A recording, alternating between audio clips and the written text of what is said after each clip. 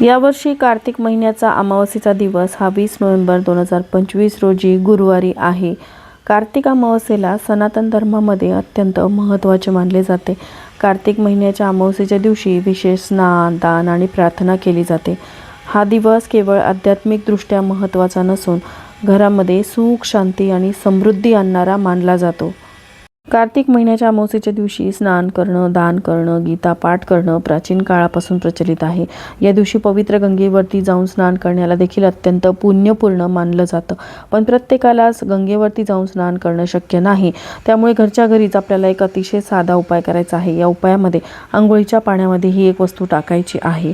ही वस्तू टाकून अंघोळ केल्याने आपल्याला भोवती असलेले सर्व दोष नाहीसे होतील आणि आपली प्रत्येक क्षेत्रामध्ये प्रगती होईल।